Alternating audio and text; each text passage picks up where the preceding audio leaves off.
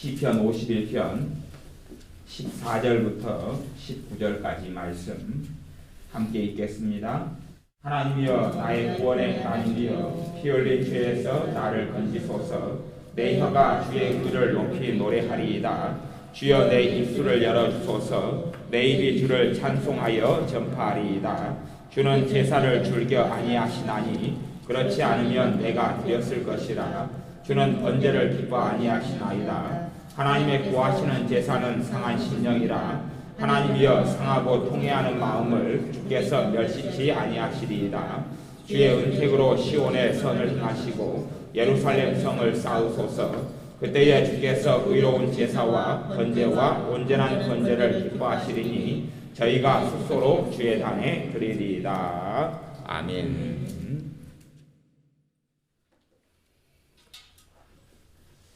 신자로 살아가는데 세상은 가장 큰 문제와 걸림돌이 되는 것은 죄라는 것입니다. 죄의 문제, 죄가 우리의 삶의 가장 큰 문제와 걸림돌이 됩니다. 하나님께 나아가는 사람들이 죄를 깨닫지 못하고 알지 못할 때는 실제로 우리 주 예수님을 알지 못하게 됩니다. 내가 어떠한 죄인이고 어떠한 악한 사람인지를 깨닫지 못하는 사람, 알지 못하는 사람은, 그걸 잊어버린 사람은 주님에 대한 처음 사랑이 잊어버리고 처음 사랑을 잃어가고 맙니다. 신앙생활을 이제 막 시작해서 예수님의 큰 은혜가 있을 수 있습니다. 그렇게 이제 은혜로 시작하고 아니면 처음 신앙생활을 시작해도 그렇게 큰 은혜가 또 없을 수도 있습니다. 없을 수도 있다가 주님을 그런 사람이 간절히 원하고 찾는 사람이 되면 성령님께서 그에게 임하시고 마음과 인생이 새로워지고 삶이 새로워집니다. 물론 성령님께서 임하신다 해서 삶이 완전히 다 바뀌거나 죄가 다 끊어지거나 그렇게 되지는 않습니다. 이제 주님을 알아가는 어린아이 신자로서, 갓난아이 신자로서 생활을 시작할 뿐입니다. 그렇게 주님을 알아가지만 우리가 신앙생활에서 큰 은혜로 시작하고 큰 기쁨으로 시작하다가 세월이 흘러가서 주님의 큰 은혜와 기쁨을 잊어버릴 수가 있는데, 그 잊어버린 가장 큰 원인의 하나가 뭐냐 하면 내 죄를 망각하게 되면 그렇습니다. 내가 어떠한 사람인지를 망각하면 그렇습니다. 내가 어떠한 죄인인 것을 잊어버리면 그렇습니다. 어떻게 잊어버리냐 하면 이제 교회를 다닙니다. 신앙생활을 시작하죠. 교회 안에는 이런저런 여러 가지 종류의 사람들이 많이 있습니다. 나보다 험한 사람, 또 입이 안 좋은 사람, 아니면 행동이 안 좋은 사람, 모난 사람, 이런 사람들이 교회 안에 많이 들어와 있습니다. 큰 교회일수록 많고, 또 심지어는 작은 교회 같은 경우는 그렇게 많지는 않아요. 많지 않지만 작은 교회 같은 경우는 다 서로 간에 알잖아요. 서로의 문제점을 알고 어리석음을 압니다. 제가 전에 광양에서, 전남 광양에서 이렇게 신앙생활을 할 때에, 그거는 작은 개척교회였는데 이제 주일날만 되면 자주 목사님과 사모님이 싸우세요.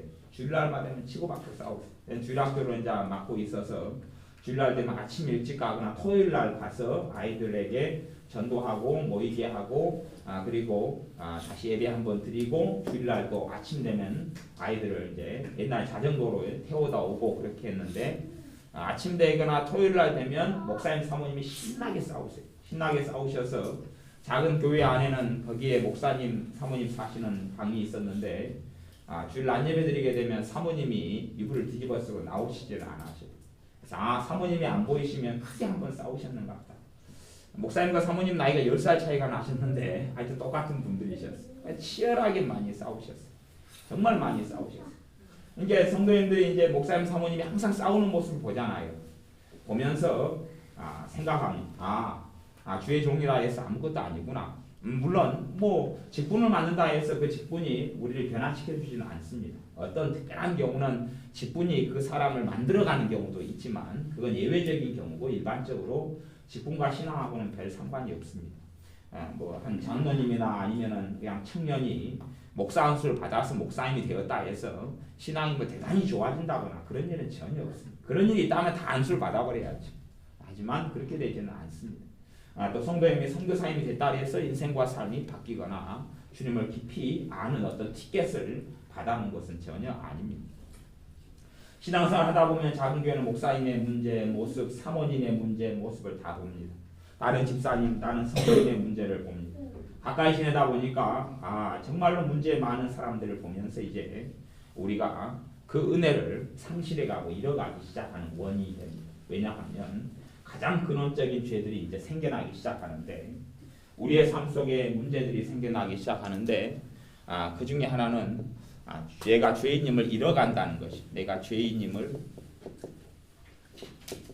잊어간다는 것인데 이제 오늘 말씀을 통해서는 되도록이면 여러분들이 회개해야 될 죄들의 어떤 목록들을 살펴보고 그렇게 여러분 우리 자신을 돌아보는 그러한 시간을 가졌으면 좋겠습니다. 사실은 그래요. 주님과 나와의 관계에 있어서 너희의 죄악이 너와 나 사이를 가로막아서 너희의 기도를 듣지 않게 되었다. 그렇게 선지자를 통해서 말씀합니다. 그렇기 때문에 우리가 사실은 죄를 더 많이 깨달으면 깨달을수록 그리고 주님 앞에 나오면 할수록 우리 주 예수님의 피가 우리를 깨끗하게 합니다. 요한일서 1장 9절 말씀대로 우리를 새롭게 합니다. 죄를 깨닫지 못하는 사람들은 사실은 아무리 많이 기도하고 주님을 구하고 성령 임재를 구하고 그분의 은혜를 구해도 삶이 새로워지진 않습니다. 내게 더 많은 복을 주십시오. 더 많은 은혜를 주십시오. 은사를 주십시오 해도 인생과 삶이 그렇게 대단하게 새로워지진 않습니다. 그러나 말씀을 통하여 죄를 깨닫고 그 죄 때문에 우리 주님이 필요하다는 사실을 인정하고 인식하는 사람에게는 그분의 깊은 은혜와 성령의 역사하심이 시작되어져 갑니다. 그래서 우리에게 가장 많이 짓게 되는 죄가 교회 속에 신앙생활하고 인간관계를 갖게 되면서 짓게 되는 죄가 판단죄입니다. 판단죄. 사실은 이게 굉장히 빈번한 많은 죄가 판단. 사람을 판단하는 것이. 판단의 유사품은 있습니다. 유사품은 분별이라는 것이 분별. 실제로는 분별한다고 우리는 생각해요. 분별한다고 생각해요. 어제 그런 일이 있었습니다. 내 이야기죠. 재미난 이야기. 우리 교회 전사님이 교회에서 축사 사역을 하고 치유 사역을 합니다. 근데 이제 그 며칠 전부터 판단죄를 짓기 시작했어요. 며칠 전부터 교인들 사이에서 이런저런 이야기 듣잖아요. 들으면 판단하기 시작해요. 저 사람 왜 저럴까? 또 이 사람은 왜 그럴까? 요분은 또 왜 그렇지? 왜 이렇게 해서 이렇게 살까? 그 죄를 짓기 시작합니다. 짓기 시작하니까 이분이 치유 기도를 하고 축사, 마귀를 예수의 이름으로 제압하고 쫓아내야 되는데 기도만 해주면 뒤집어 써버립니다. 뒤집어 쓴다는 이야기는 그 사람의 역사는 마귀가 공격을 해와버려요. 몸이 아파버려요. 사역자가 몸이 아파버려요. 왜냐하면 이 사람에게 죄가 있기 때문에 그렇습니다.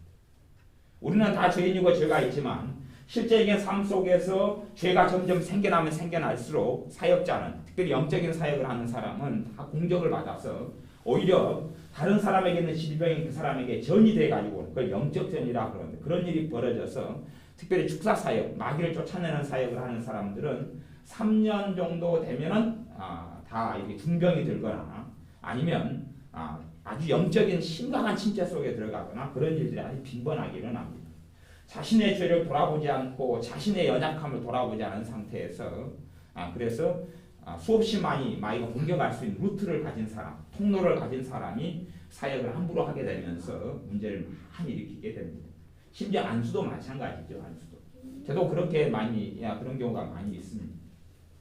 제 자신이 은혜가 충만하지 않거나 아니면 주님과 관계에서 문제가 있는 상태에서 제가 안수를 합니다. 제가 안수 기도를 해주고 다니면 어떨 때는 대부분은 그럴 때는 안수 받는 사람도 큰 유익이 없지만 거꾸로도 있어요. 거꾸로. 안수를 해주는 대상자의 역사는 마귀가 저를 공격해오는 경우들이 많이 있어요. 이렇게 안수를 할 때 되면 그런 문제들이 생겨나요. 어떨 때는 안수하게 되면 손으로 마귀 역사가 타고 올라왔어요. 손이 한쪽 한 반까지가 마비되는 경우가 있고 여기까지도 마비가 되는 경우도 있어요. 저 사람은 이제 예수님의 이름으로 기도해주고 치유해주려고 기도하게 될 때에 제가 그렇게 나쁜 마음은 아니라 삶 속에 기본적으로 짓게 되는 죄가 판단죄. 사람들 많이 보게 되니까 내가 대단한 의인인 것처럼 나는 대단히 경건한 사람인 것처럼 나는 주님 앞에 굉장히 잘 서 있는 것처럼 그렇게 생각하기 때문에 그렇습니다. 이제 우리 전사님한테 이야기했어요. 이제 다른 전사님. 전사님 판단죄를 지은 것 같아요. 전사님이 말을 하고 다른 사람 말을 하는데 그것이 마음에 올 때 평안하지도 않고 마음이 안 좋은데 판단죄를 지어가지고 전사님이 그렇게 치유사역도 제대로 어제 주일인데도 못 해버리고 이렇게 몸이 힘들고 아픈 것 같아요. 그러니까 정사님께서 그렇게 이야기했어요. 나 판단죄 안 지었다. 나 판단죄 안 지었다. 이게 무슨 말이냐 그러면 웃고 계신 분이 범인이신데 무슨 말이냐 그러면 봐보세요. 보통 설교를 통해서는요 이렇게 직접 이제 내가 판단죄를 지었어요. 그래서 그것 때문에 몸이 아파져 버렸어요. 몸이 아파가지고 심지어는 병을 고치는 사역을 하고 귀신을 쫓아내는 사람이 엊그저께는 병원에 가서 약을 타가지고 왔어요. 몸이 치료가 안 되니까. 그리고 주일날 사역도 못 해버리고 기도 사역도 못 해버리고 그것이 며칠 전부터 벌어진 판단죄 때문에 판단을 한 죄 때문에 그런데 판단죄를 지었다 그러니까 안 지었다 그러는 거예요. 한번 생각해 보세요. 신앙생활을 하면서 설교를 통해서 말씀을 아무리 가르쳐도 직접적으로 당신 판단죄 지었어요? 라고 이야기해도 깨닫지 못하는데 설교를 통해서 듣는다 해서 사실은 얼마나 깨닫게 되겠느냐 그런 것이에요. 우리가 깨닫게 된다는 것 자체가 사실은 교만인 경우가 굉장히 많습니다. 잘 몰라요. 직접 이야기해줘도 몰라요. 손에 이렇게 놔줘도 몰라요. 판단죄 지었다고 이야기하면 거부, 안 했어요. 직접적으로 대놓고 이제 이야기를 하니까 그렇다. 그리고 회개를 하기 시작하니까 앉아서 이제 듣고 죄를 깨달아요. 뭐 특별히 무릎 꿇고 기도하고 30분 기도해서가 아니라 내가 대차 판단죄를 지었구나. 주님 내가 대차 지었네요. 그리고 깨닫고 나니까 몸이 바로 좋아지기 시작해요. 왜냐하면 그때부터 주님의 보혈의 능력이 나타나기 때문에 그래요. 신자들은 그때부터 주님의 사랑이 죄를 깨달을 때부터 사실은 죄인의 구주 되신 우리 주님께서 이제 일하시고 행하시기 시작하시는 것이고 성령님께서 행하시기 시작하시는 것이고 내가 얼마나 죄를 깨닫느냐에 따라서 우리가 받는 은혜의 깊이가 달라집니다. 죄가 더한 곳에 은혜가 더하도다 그래요. 죄가 많이 지어서 은혜가 더 많아지는 게 아니라 우리의 삶 속에 있는 죄를 내가 얼마나 깨닫느냐 하는 것이 깨닫느냐. 우리는 시간이 지날수록 은혜를 소멸해가는 이유 중에 하나 신자의 삶을 살아가면서 하나님의 은혜가 오히려 많아져야 되는데 적어져 가는 것이 대부분 신자들의 모습입니다. 신앙생활 하는데 은혜는 적어져 가요. 예전보다 헌금도 더 많이 내고 11조 안 되는 사람 11조 내고 또 주일 낮 예배만 다니던 사람이 주일 오전이나 밤도 참여하고 심지어 새벽기도도 하고 철야도 하는데 주님을 처음 믿었을 때나 아니면 그때 성령 충만을 받았을 때 그때 가졌던 기쁨과 감사와 감격이 사라져버리는 이유는 대부분의 많은 경우 판단죄 때문에 그렇습니다. 판단죄 때문에. 옆에 형제가 오면 판단하죠. 예배당에 앉아서 예배를 드리는데 갑자기 옆에 앉은 집사님 몸에서 담배 냄새가 나요. 담배 안 피우는 사람은 코가 예민하잖아요. 담배 냄새가 나요. 그러면 그때부터 판단죄를 짓기 시작합니다. 그리고 내가 저 사람을 판단하기 시작해요. 집사님 돼가지고 담배를 못 끊었다. 전에 제가 다니던 어떤 교회에서도 안수 집사님이 담배에 걸쳐셨어요. 교회 안수 집사님 때 4분이 계셨는데 그분이 담배에 걸쳐셨어요. 그래서 결국은 장로 장립할 때 이분은 떨어지셨어요. 3분만 올리고 이분은 떨어졌는데 이게 안수 집사님인데 담배 걸쳐. 그럴 수 있어요. 그럴 수 있어요. 뭐 끊어야 되긴 하지만 전에 찰스 스퍼전 목사님 같은 경우는 담배 걸쳐였죠. 그래서 무디 목사님 만나서 기겁을 하고 놀랬죠. 집안이 온통 담배 연기로 최고의 설교의 황태자라는 최고의 성령 충만한 설교자가 집안을 온통 담배 연기로 채워놨는데 그걸 발견한 다음에 아주 기겁을 하고 쓰러졌다고 해요. 데이지 스퍼전 목사님도 무디 목사님 만난 다음에 무디 목사님의 뚱뚱한 비만 때문에 기겁을 하고 쓰러졌다고 해요. 기겁하고 무디 목사님 쓰러졌는데 자기 뚱뚱한 몸무게 때문에 일어나지를 못하는 거예요. 그것 때문에 이제 영국과 미국의 최고의 하나님의 사람들이 서로 실망해서 돌아섰다. 그런 실질적인 실화가 있어요. 그렇게 우리는 사람을 쉽게 판단합니다. 특별히 내가 할 수 있는 일을 저 사람이 못하고 있을 때는 그렇습니다. 그것이 그냥 쌓여져 가요. 쌓여져 가요. 특별히 부부간에도 그런 죄는 심각하게 많이 짓습니다. 부부간에 두 사람이 살면 한 사람은 좀 더 지혜롭고 한 사람은 좀 더 덜 지혜롭습니다. 형제가 살아가면 그 중에서 3명이 가족이고 형제가 있다 그러면 그 중에서 하나는 좀 더 공부 잘하고 하나는 좀 더 못하고 다른 하나는 이쪽이든 저쪽이든 그렇습니다. 그러다 보면 성질도 누가 좀 더 좋고 누가 좀 더 안 좋고 그런 판단을 쉽게 하게 됩니다. 분별하고는 다른 것입니다. 다른 것. 분별이 오리지널 다이아몬드라면 판단은 유사품 다이아몬드예요. 하지만 그건 심각한 우리 삶에 폐해를 가져옵니다. 그리고 그 판단이 많아져 갈수록 문제가 어떤 문제가 생기냐 그러면 판단죄를 통해서 이 죄가 어느 선을 넘어버리면 악한 영이 침입을 합니다. 악한 영 마귀가 침입을 합니다. 마귀가 침입하게 되면 이 죄를 어느 선까지 지을 때는 이 죄를 짓고 안 짓고를 내가 선택할 수가 있습니다. 내가 어느 선까지는 내가 짓고 안 짓고를 선택할 수 있다 그 말이에요. 짓고 안 짓고 선택할 수 있어요. 선택할 수 있는데 어느 선을 넘어버리면 어느 마지노선을 넘어버리면 그 죄를 짓고 안 짓고를 선택을 못합니다. 그 선택은 불가능 상태인 거예요. 판단죄를 어느 때까지 지을 때는 내가 판단할 수도 있고 안 할 수도 있습니다. 그리고 성령께서 내게 찔림을 줍니다. 하지만 어느 선의 판단을 넘어서 버리면 오토매틱으로 판단이 되기 시작합니다. 그냥 보이면 내가 판단하려고 생각하는 게 아니고 판단이 되어져 버립니다. 그것이 몸에 배일 때는 내가 판단죄를 짓는지를 전혀 모르는 상태 속에 들어갑니다. 보자마자 자동으로 빙그르 돌아가가지고 판단이 된다 그 말입니다. 보자마자 판단이 됩니다. 미용사를 만나 미용사들은 직업적인 판단을 하죠. 그건 저는 죄라고 보지는 않습니다. 직업적인 판단은 미용사는 사람을 보자마자 어디부터 보겠습니까? 헤어스타일을 보죠. 저 아줌마 머리, 얼굴도 안 받쳐주는데 머리까지 안 받쳐주네. 두상이 아주 그냥 납작하네. 등등 판단을 합니다. 뭐 그 정도 괜찮습니다. 저 두상에는 어떤 헤어스타일이 어울리겠다. 뭐 그렇게 하는 건 좋습니다. 그리고 그것이 몸에 배인 미용사는 사람을 보자마자 연구를 합니다. 저 머리는 저 머리는 이쪽 헤어스타일. 연구를 합니다. 그 연구하는 사람 정도의 미용사가 되면 돈을 잘 버는 실력 있는 미용사가 됩니다. 그 정도 선은 넘어서야 되죠. 영어도 실력 있는 영어를 하는 사람이 되려면 영어를 계속 먹고 채우고 말하다가 영어가 이제 갑자기 머릿속에 돌아다니기 시작하고 심지어 꿈에서 영어로 말하는 꿈을 꾸는 정도가 그 선을 넘어서면 실력 있는 영어 하는 사람이 되는 것과 비슷합니다. 직업적인 능력은 그렇죠. 근데 그런 것 말고 판단도 어느 죄를 짓기 시작하면 판단죄가 어느 선을 넘어가면 자동적으로 판단이 되기 시작합니다. 그때부터는 하나님의 은혜가 상상하지 못할 정도로 많이 사라져버립니다. 성령님의 그 평강의 역사와 감사의 역사와 즐거움의 역사가 구원의 감격이 사라져버리고 막 점점점 사라져버리고 막 사람들의 삶 속에 가장 심각한 문제를 야기하는 그 죄를 제가 고른다면 음란이라든지 뭐 그런 것보다 오히려 판단죄라는 것이 훨씬 심각한 것을 봅니다. 왜냐하면 판단은 내가 주님의 자리에 앉는 거기 때문에 그렇습니다. 누가 너를 재판관으로 세웠느냐?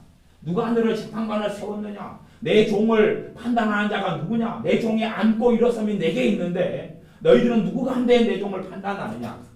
하나님의 종이라는 것은 주의 종인 목회자들과 사역자들만 이야기가 아니라 실제로는 모든 하나님의 자녀들이 다 주님의 종입니다. 모든 하나님의 자녀들이 주님의 종입니다.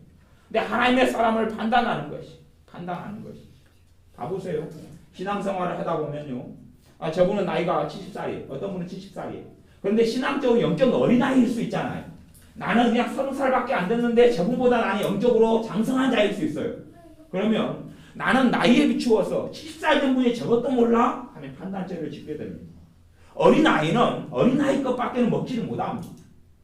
먹는 자는 먹지 않는 자를 판단하지 말고 먹는 자는 먹지 않는 자, 먹지 않는 자는 먹는 자를 판단하지 말라 그랬습니다. 근데 우리는 쉽게 판단하기 시작합니다. 판단이 어느 선을 넘어가 버리면 누가 틈탄다고요? 악한 영이 틈타요. 마귀가 틈을 타게 됩니다. 그 원리를 여러분들이 잘 기억하셨으면 좋겠어요. 두 가지 일을 잘 기억하셔야 됩니다. 어느 선을 넘어버리면 누가 틈타요? 마귀가 틈을 타요. 악한 영이 틈을 타요. 악한 영이 틈을 타는 영역은 그때부터는 악한 영이 강하게 나를 그런 부분에서 사로잡고 틈을 타면 탈수록 내 의지가 작동하지 않습니다. 내 의지가 그것을 어떻게 못한다 그 말이에요. 그런 사람이 이제 기도 생활을 많이 합니다. 기도 생활을 많이 하고 찬양을 많이 하고 예배를 많이 드립니다. 성령의 역사가 강하죠. 강하니까 그쪽의 판단적으로 역사는 마귀의 역사를 성령의 그 은혜가 눌러놓습니다. 약화를 시킨다 그 말이에요. 약화를 시켜요. 그 마귀 역사는 떠나가지 않는데 약화를 시키니까 내가 그 부분에서 이제 판단을 조금 안 하게 되는 자유가 오기 시작합니다. 약간의 자유가 오기 시작해요. 그러나 넘어질 수밖에 없습니다. 그 악한 영이 틈을 탄 것이 쫓겨나가야지만이 진정한 자유가 옵니다.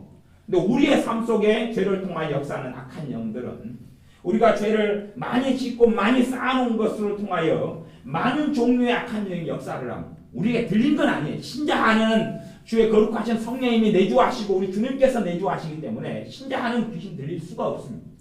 물론 신자라는 사람이 주님을 부인해버리고 주님을 배교해버리고 떠나버린 경우에는 사울 왕처럼 귀신이 들릴 수가 있습니다. 그건 불신자이기 때문에 그렇고, 하지만 귀신이 들리는 게 아니라 단지 틈을 타거나 그걸 영적으로 눌린다 그렇게 표현하는 정도입니다.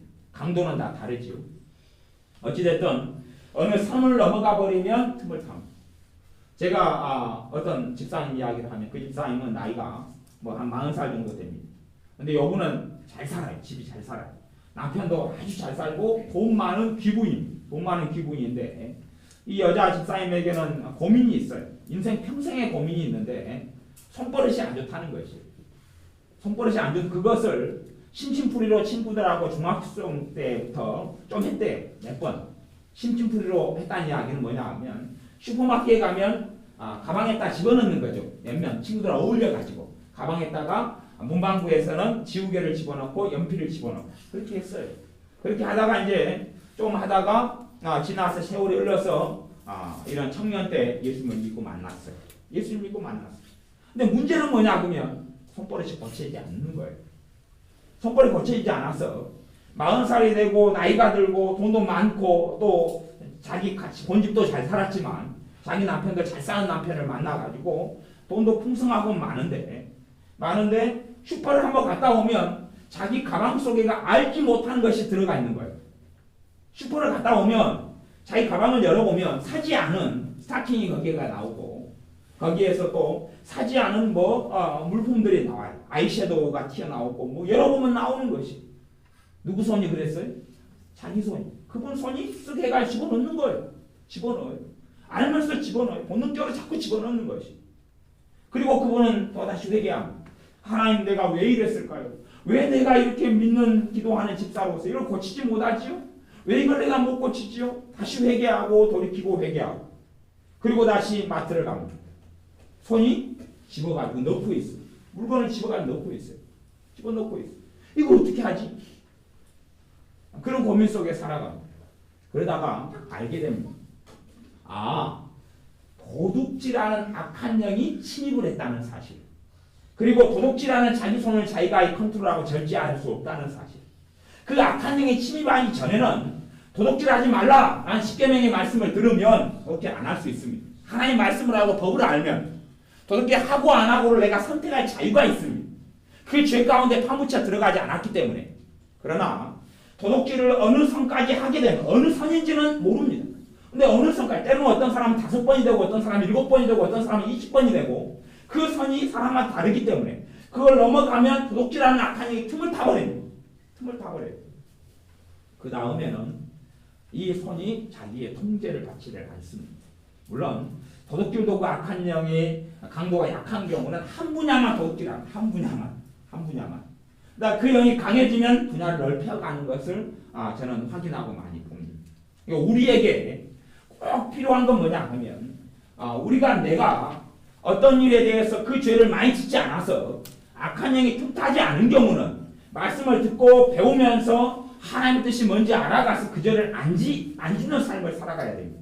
하지만 실제로 신자들의 대부분에는 한 가지 이상의 마귀가 틈을 탄 영역이 존재합니다.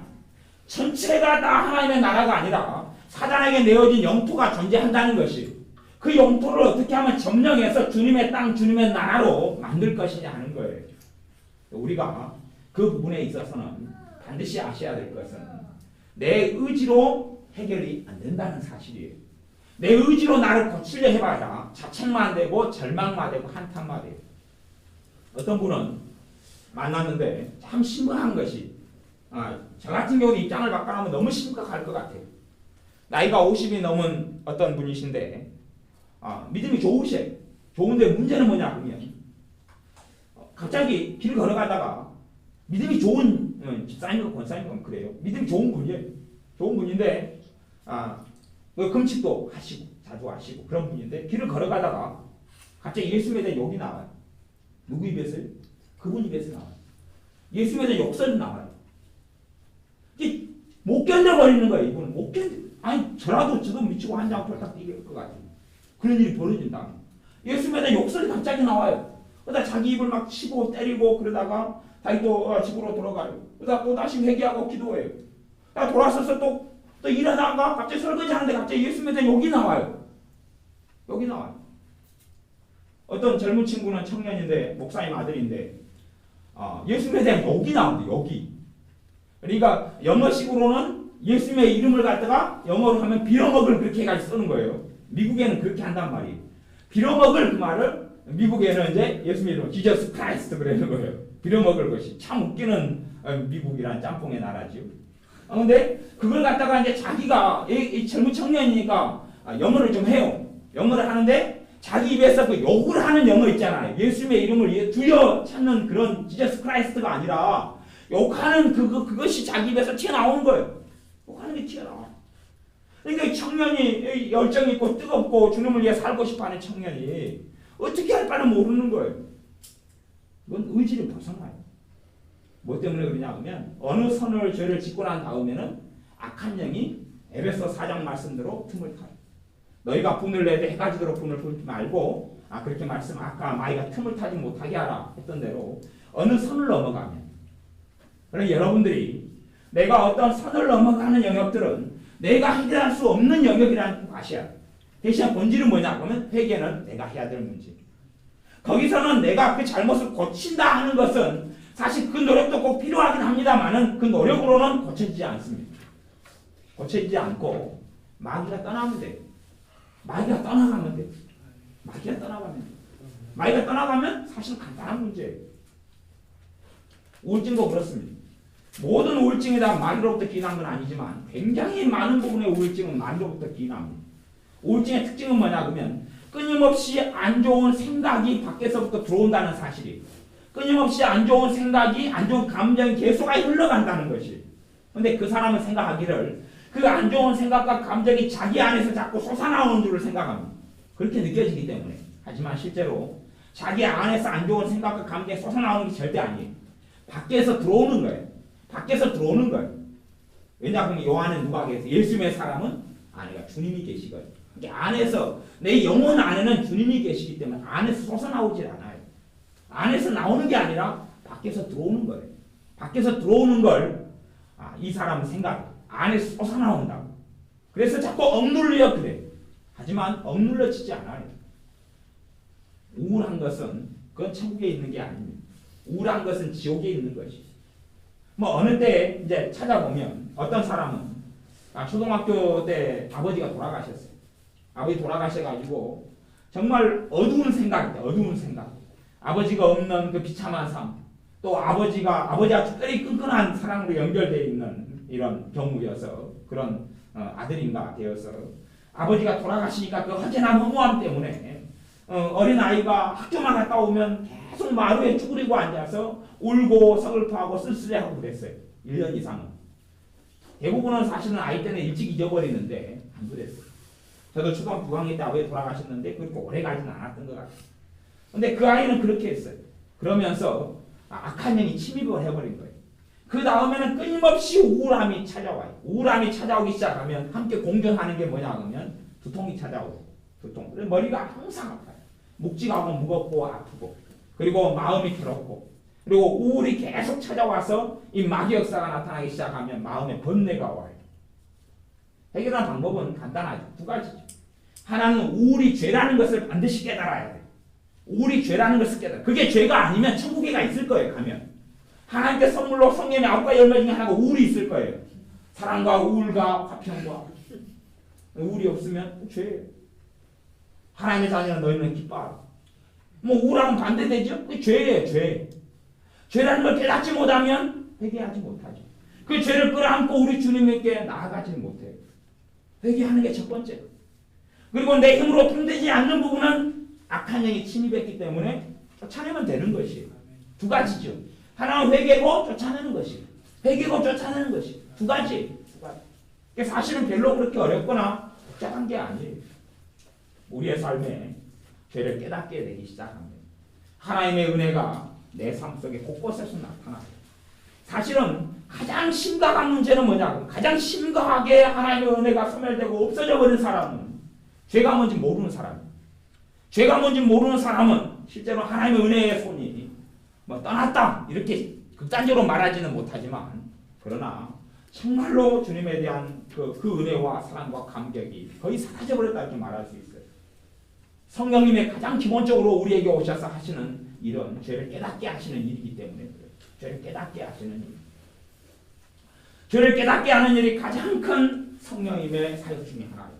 그가 오시면 죄에 대하여, 의에 대하여, 심판에 대하여. 봐보세요. 죄의 심판, 단어가 죄. 의는 하나님의 뜻이죠. 심판, 하나님의 심판에 대해서 알리시리라 말씀하셨어요. 그러면 의라는 것, 하나님께서 원하시는 바른 삶, 공의로운 삶, 의로운 삶, 기뻐하시는 삶과 또 반대되는 것이 뭐예요? 죄잖아요. 그러니까 죄와 의와 하나님의 심판은 죄라는 것에서 절대 벗어나지 않는 개념이에요. 연결되어 있다 그 말이에요. 죄하고 하나님의 의하고 하나님의 심판하고는 하나로 연결되어 있는 개념과 뜻이에요. 성령님의 가장 중요한 사역이 죄를 깨닫게 하시는 사역인데 죄에 대한 깨달음이 없고 자각이 없고 회개가 일어나지 않는 사람은 가장 심각한 어려움 속에 봉착한 사람이에요. 대신에 꼭 아셔야 될 게 있어요. 항상 마귀는 모조품을 준다는 사실, 모조품. 그러면 죄에 대한 회개와 죄를 깨닫는 것과 죄를 깨닫는 것은 모조품이 있을 거 아니에요. 모조품이 있어요. 모조품을 뭘로 사용할 것 같습니까? 대부분 성경을 사용해요. 모조품을 대부분 성경을 사용한다 그 말이에요. 성경을 사용해. 봐보세요. 생각해 보세요. 자, 이제 판단죄를 어느 선을 넘게 지었어요. 그러면 그 다음에 나는 그래도 경건한 사람이고 주님을 찾고 구하는 사람이에요. 저는 그런 사람을 많이 알고 있습니다. 판단죄를 너무 오랫동안 지어왔기 때문에 왜 그랬냐 하면 어떤 분은 목사님과 함께 살았어요. 저도 제가 목사님과 청년 때나 같이 생활하고 지낸 목사님들이 여러분이래요. 목사님 가정에서 제가 하숙을 하기도 했고 제가 목사님 가정에서 기거하거나 목사님 자녀들을 과외를 시키거나 공부를 시키거나 그런 일들이 많이 있어서 목사님 가정에서 많이 여러 종류의 목사님과 살았어요. 또 어떨 때는 제가 어떤 목사님을 살다가 어디에 갔다가 이제 오랜 시간이 몇 년 지나서 돌아와서 다시 거기에서 목사님 댁에 들어와서 내가 그 사택을 차지하는 사람, 목사님보다 오랫동안 사택을 차지하고 사는 사람인데 와보니까 목사님이 함께 지내던 목사님 쫓겨나가셨어요. 욕심을 부리시고 새로운 목사님 와가지고 또 새로운 목사님하고 살고 뭐 그랬어요. 뭐 그런 일들이 있어서 목사님과 오랫동안 많이 여러 목사님과 지내왔어요. 그러다 보면 볼 거 못 볼 거 다 보잖아요. 전부 다 봐요.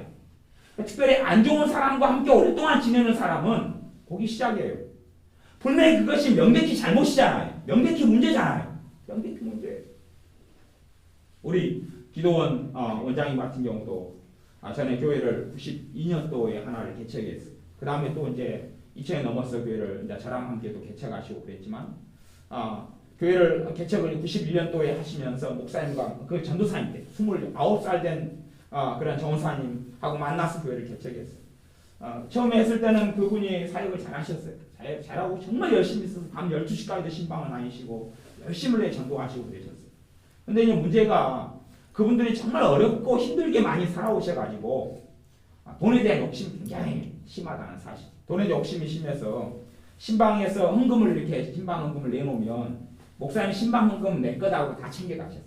전부 다 챙겨가시고. 그 다음에 한 달에 한 번 헌신 예배를 교회에서 드렸는데 헌신 예배 헌금을 나오면 다 가져갔어요. 헌신 예배 헌금은 다 내 거다 다 가져가시고 그랬어요. 그 다음에 교회에서 부흥회를 하시면 부흥회 목사님 사례금이 뭐 D급 재고 좀 떨어지는 경우가 한 70만 원, 80만 원 주고 A급이면 500만 원도 주고 막 그래요. 목사님들도 다 부흥사 목사님들이 A, B, C, D급이 다 사실은 나눠지고 특급도 있고 그래요. 특급은 이제 한 1000만 원까지 넘어가고 그러는데 그런 세까지 하실 필요는 없어요.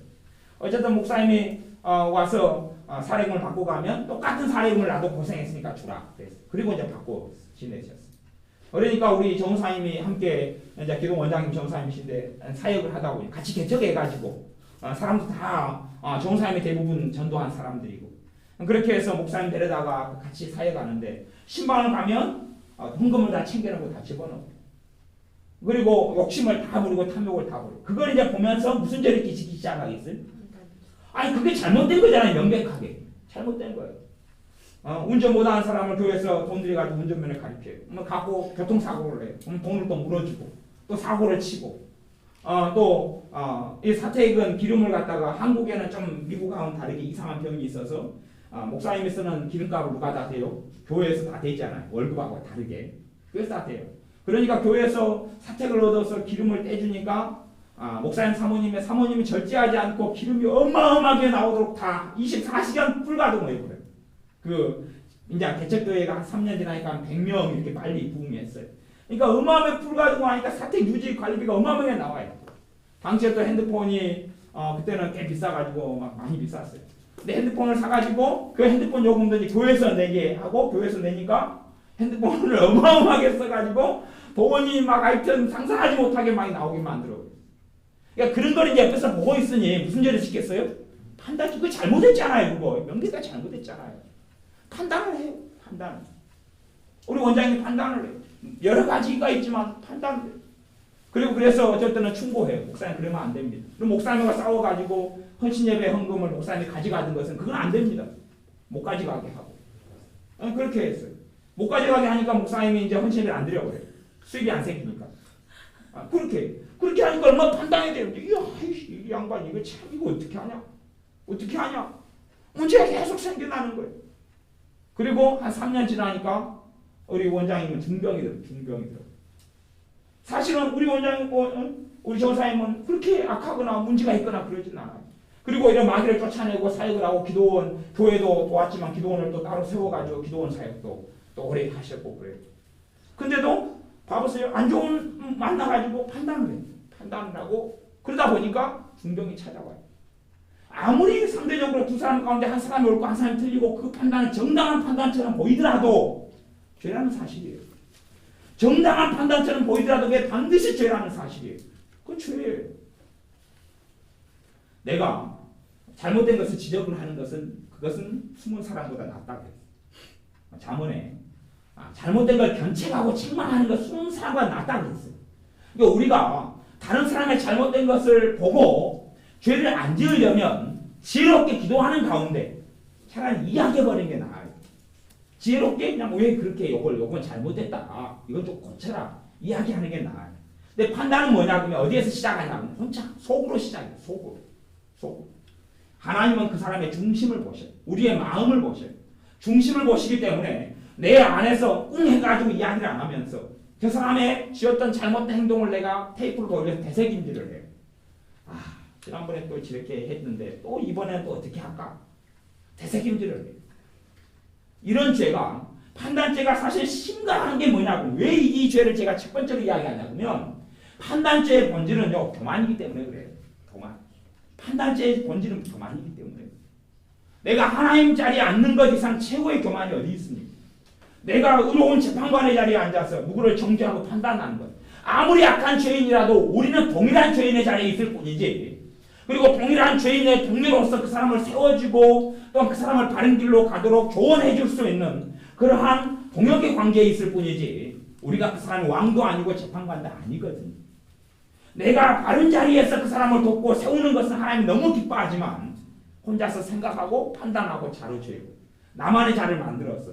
그것이 아무리 어리석은 목사님이라 할지라도 아무리 어리석은 어떤 분이라 할지라도 아무리 어리석은 한국 교회라 할지라도 아무리 어리석은 어떤 권사님이라 할지라도 내가 그분을 판단하고 자로죄는 것은 심각한 죄를 양산하는데 교만죄예요. 성경에 명백히 기록되어 있습니다. 베드로 사도부터 이야기했습니다. 하나님께서 교만한 자를 대적하신다라고 이야기했습니다. 베드로 사도는 교회에 쓴 편지가 베드로 전서 후서예요. 베드로 전서 후서는 교회에 쓴 하나님의 자녀 신자에게 쓴 건데 신자에게 교만한 자를 하나님이 대적하시되 대신 겸손한 자에게 은혜를 주신다고 했어요. 겸손한 자가 어떤 사람입니까? 죄를 깨닫는 사람이에요. 회개하는 사람이에요. 자신을 돌아보는 사람이에요. 그러니 내가 교만한 자리에 서게 되면 하나님의 은혜가 소멸되고 약해져 가요.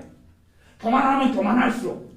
그래서 우리의 삶 속에 판단죄를 반드시 고백하시고 회개하셔야 됩니다. 내가 교만한 자리에 앉았다는 것을 인정하셔야 돼요. 그건 누구든지 말씀을 전하는 저라도 절대 예외가 없습니다. 판단죄를 안 짓고는 이 땅을 못 살아가거든요. 그 땅은 못 살아가요.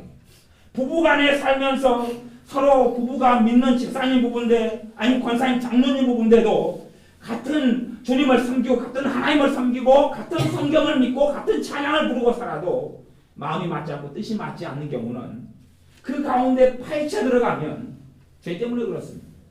성령님께서도 부부 사이에 돌적이가 되시고 은혜의 통로가 되셔야 되는데 성령님께서 그렇게 되실 수 없는 이유는 남편과 아내 사이의 죄 때문에 그렇습니다.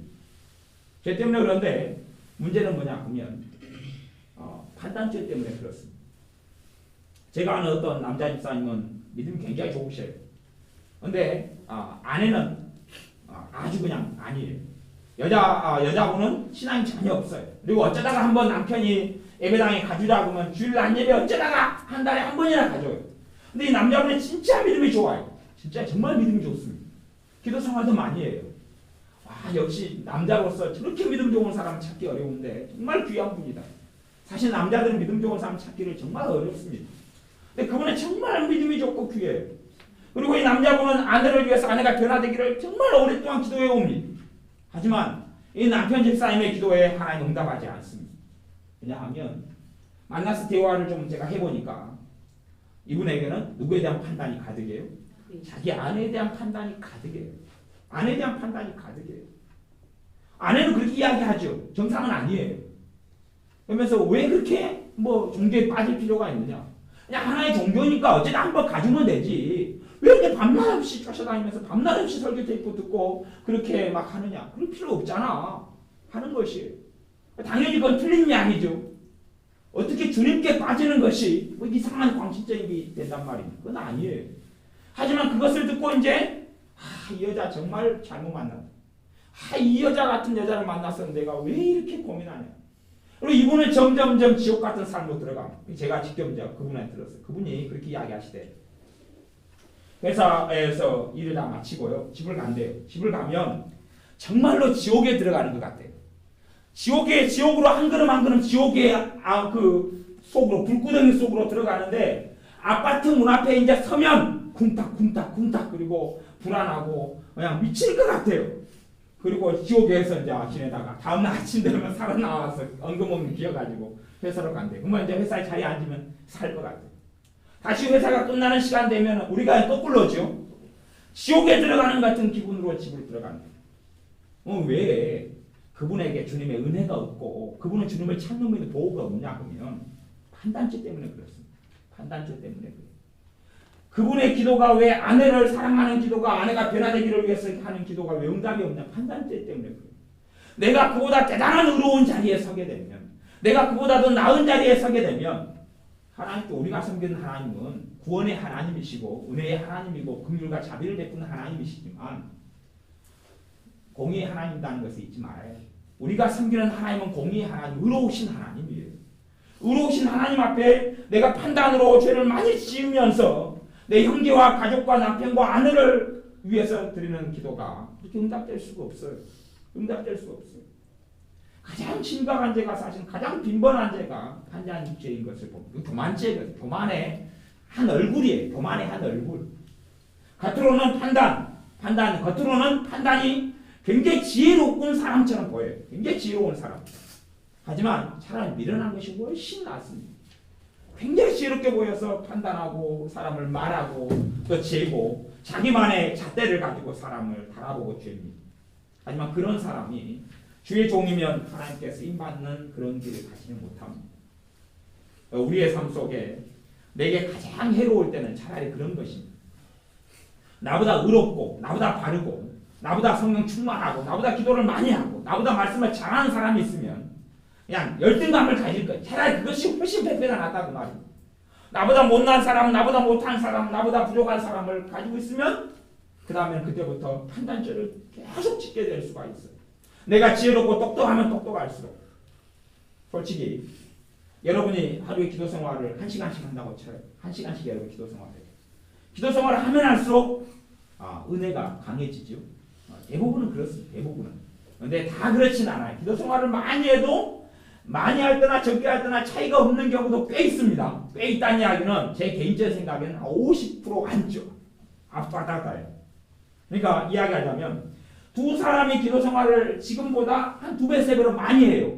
근데 한 사람은 하나님 주시는 은혜에 의해서 차이가 별로 없어요. 차이가 별로 없고 한 사람은 그냥 많은 차이가 있어요.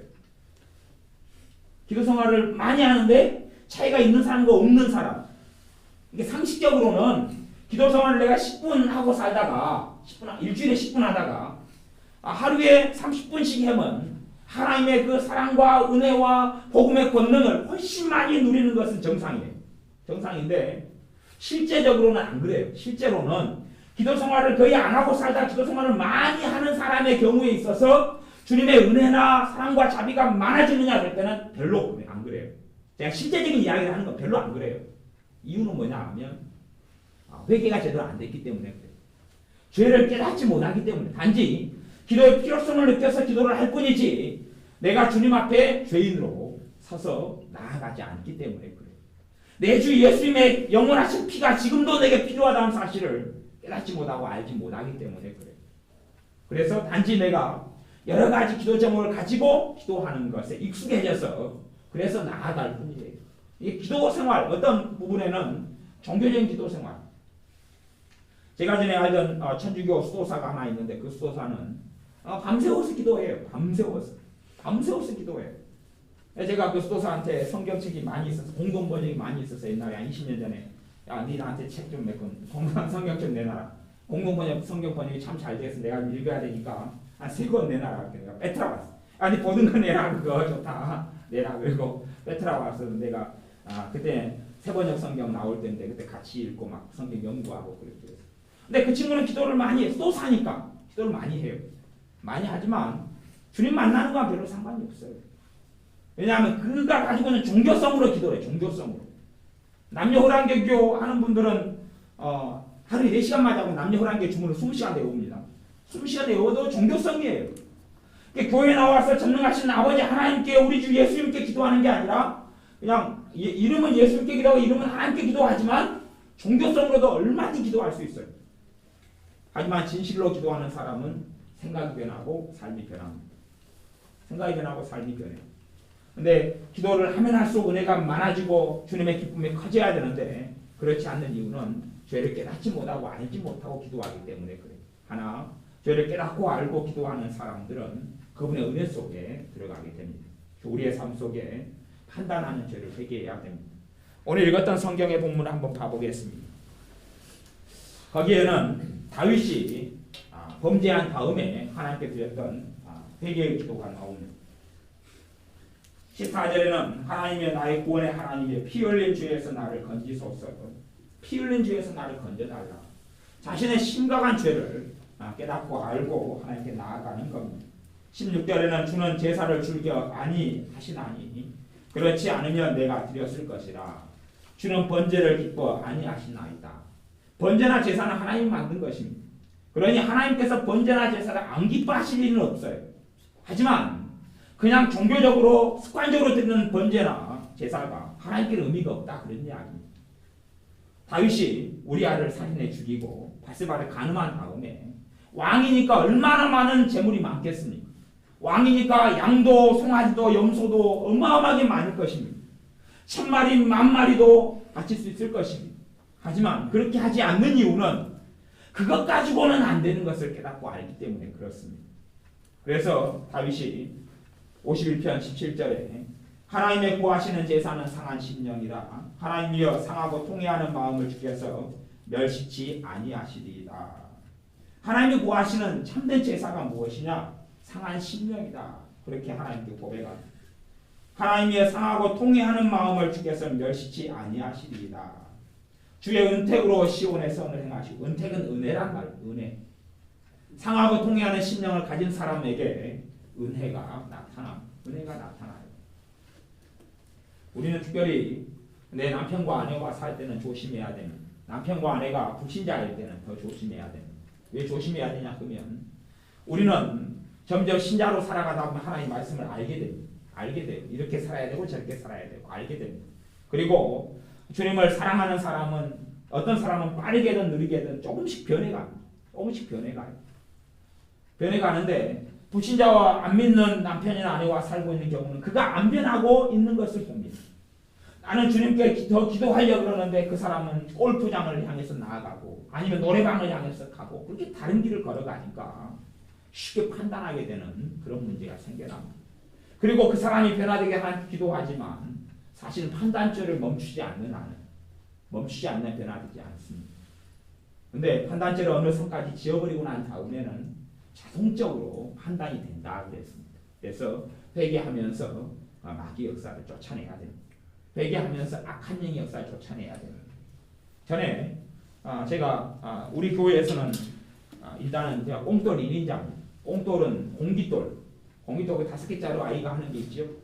아이가 5개로 애들 모여가지고 공깃돌 하잖아요. 이렇게 모르셔요? 알죠? 제가 우리 교회 1인자라니까요. 한 번 하면 막 100판씩 한다니까요. 그러니까 애들 주일학교 애들이나 뭐 애들은 중고등부 애들은 상대가 안 됩니다. 꽁돌 제가 굉장히 잘해요. 근데 애들하고 이제 꽁돌을 하다가 애들이 장난으로 뭘 시작했나 그러면 하다 보면 죽잖아. 이렇게 2개 받을 차례에서 뚝 떨어졌는데 5명 모여가지고 하다 보면 죽었어요. 근데 안 죽은 척 하기 시작했어요. 안 죽은 척 장난이에요. 장난. 저가 말고 아내들이 안 죽은 척 하기 시작했어요. 근데 그걸 사람들이 하다가 보면 사람들이 아무 생각 없이 보기 때문에 애가 죽었는지 안 죽었는지 몰라요. 자기가 그 사람을 속여버리면 그냥 넘어가는 거예요. 그 다음에 2번째도 또 안 죽은 척 했어요. 3번째도 안 죽은 척 했어요. 그렇게 한 5번 정도나 하다 보니까 그 다음에는 그걸 더 이상 안 해야 되겠어요. 이게 맨 처음에 장난으로 했는데 그 다음에는 진짜로 되는 거예요. 그리고 한 5번이나 넘어서니까 안 하려는 마음, 그게 거짓말이다. 거짓이잖아요. 지금 꽁투라고 있는데 그것도 어디서 꽁투래? 교회에서 꽁투라고 있는데 교회 앉아가지고 사람까지 꽁투라고 놀고 있는데 꽁투리 죽었는데 자기 차례 공개하다가 죽었는데도 자기 차례 끝났잖아요. 근데 안 끝난 것처럼 하고 있는 거예요. 하고 있어요. 손이 이제 말을 들어요? 안 들어요? 손이 말을 안 들어요. 지금 우리 교회 애들한테 벌어진 일입니다. 말을 안 들어요. 그러니까 하나가 하다가 또 다른 애한테 전염이 됐어요. 걔도 하다가 죽었는데 안 죽은 척 하고 있어요. 맨 처음에 장난으로 했는데 그 다음에는 그렇게 하기 시작해요. 말을 안 듣는다 그 말이에요. 제가 그걸 봤어요. 그래서 너희들이 지금 선을 좀 넘어버렸구나. 초기인데 선을 넘어버렸구나. 선을 넘어버리면 영적으로 이야기하면 악한 영이 거짓의 영이 틈을 타버려요.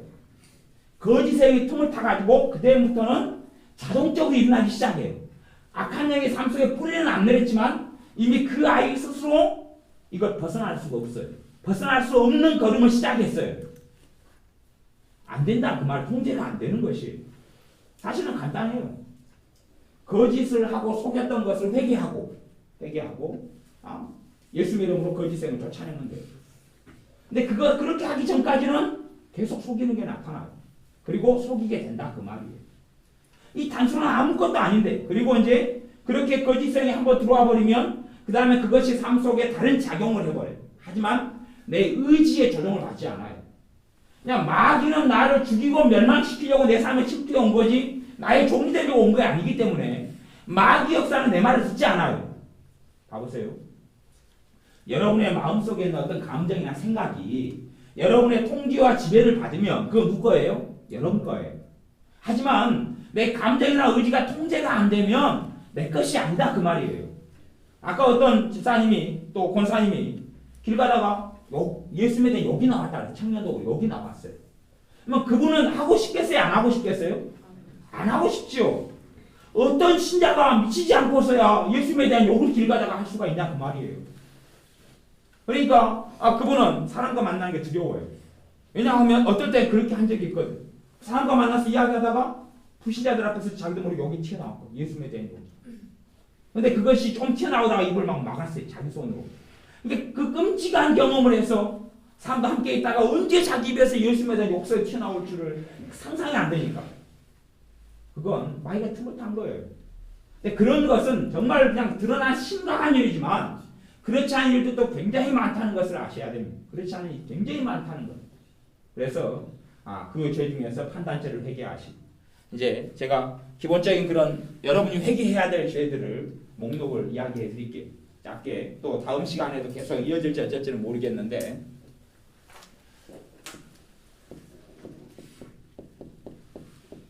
연민죄라고 들어보셨어요? 연민죄? 제가 양심적이고 신앙생활 잘하는 사람들이 갑자기 이 상관이 마음에 낙심이 와버리고 막 힘들어져 버리고 기도가 안 돼버려요. 뭐 그런 사람 가운데 많은 사람이 무슨 죄를 지어서 그러냐 연민죄를 지으면 그래요. 연민죄를 지으면 연민죄라는 게 뭐냐 하면 그래서 여러분이 생각하는 것하고는 죄하고 굉장히 다른 것이 많습니다. 우리가 알지 못하는 굉장히 미묘한 죄가 많아요. 여기 모조품은 뭐냐 그러면 긍휼히 여기는 거, 자비롭게 여기는 거. 상대방을 불쌍히 여기고 사랑하는 거지. 그게 이제 다이아몬드예요. 다이아몬드. 하나님 기뻐 받으시는 거예요.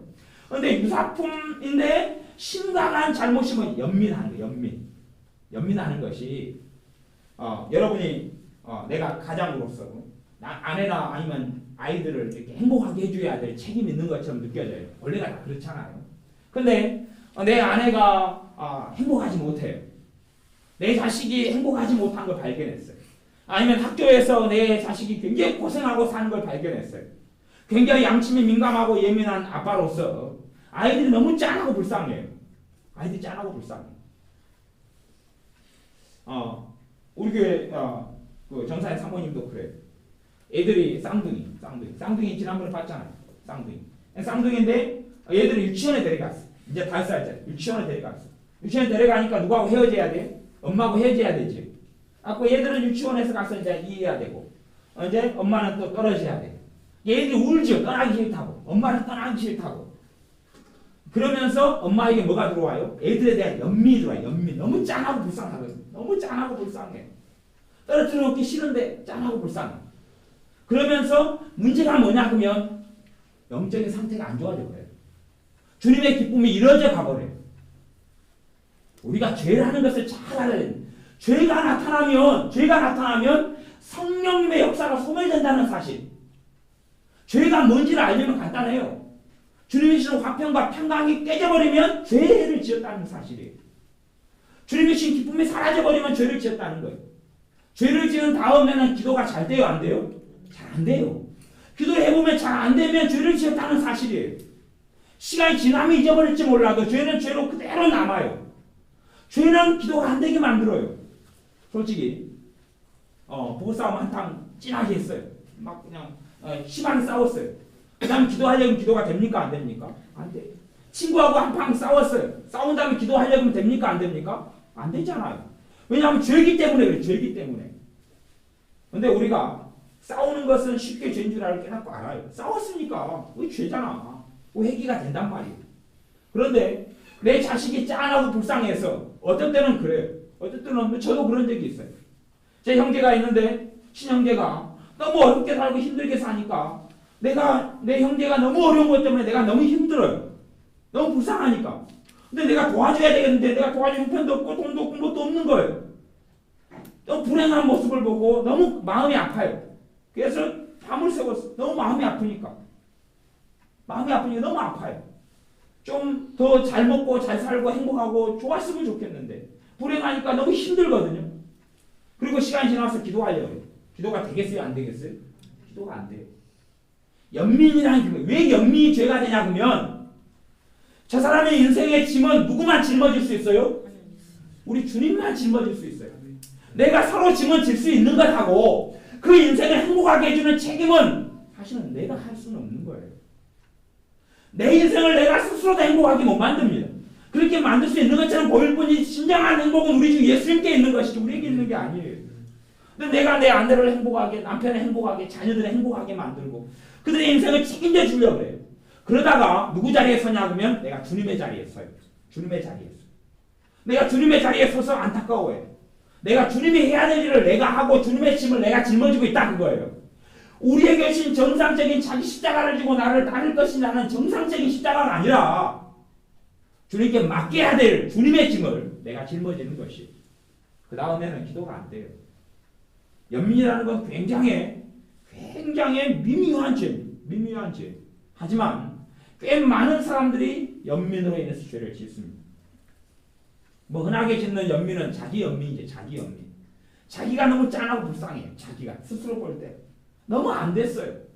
자기가 너무 돈 없는 궁상 떠는 것이 너무 불쌍하고 그런가요?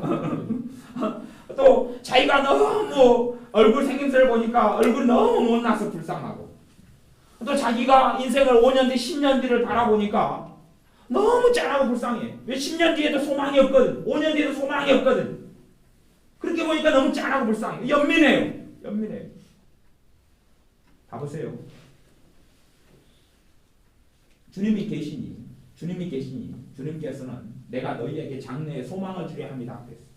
장래에 소망을 주려 합니다. 상상이 안 되는 것이 사실은 믿음이라는 것입니다. 상상이 안 되는 것이 믿음이라는 것입니다. 상상이 안 되는 권능을 가진 것이 믿음이라는 것입니다. 우리 주 예수님에 대한 믿음이라는 것은 상상이 안 되는 능력과 힘을 가지고 있습니다. 내 지혜와 내 지식과 내 지능으로 안 되는 것이 우리 주님을 믿는 믿음으로 가능합니다. 아니, 내 힘으로만 산다면 물론 기도합니까? 기도하지 말지요. 내 재능으로만 산다면 물론 기도합니까? 내 재능으로만 살지요. 내 지혜로만 산다면 우리 주 예수님이 어디가 필요가 있습니까? 하지만 믿음이 있으니까, 우리 주님을 믿는 믿음, 의지하는 믿음이 있으니까 기도하고 의지하는 것입니다. 그런데 어리석은 신자들은 자기 능력으로만 장래를 재단하고 봅니다. 자기의 힘으로만, 내가 장래, 내 힘으로는 이거밖에 안 되니까, 내 지금의 돈과 내 지금의 학벌로는 이거밖에 안 되니까 라고 생각합니다. 하지만 주님이 있는 사람은 그렇게 생각할 수는 없습니다.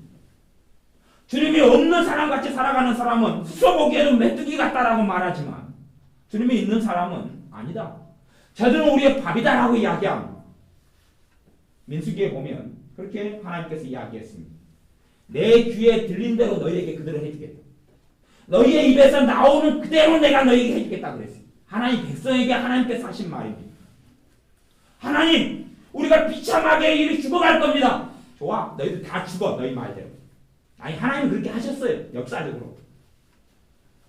근데 내 힘과 능력으로는 안 되는데 나의 하나님 아버지가 계시고 나의 구주가 계시기 때문에 나는 할 수 있습니다. 주님께서 도와주셔서 나를 능하게 하실 것입니다. 아멘. 좋아, 그래, 너 믿음대로 해라. 아멘. 우리 주님께서 이 땅에 오셔서 가장 많이 반복적으로 이야기하는 것이 사복음서에 있는데, 그 중에 하나가 뭐냐면, 너가 믿느냐? 너가 믿으면 내 믿음대로 되라. 아멘. 너가 믿느냐? 너 믿음대로 되라. 아멘. 그 믿음이 정말 신기한 것입니다.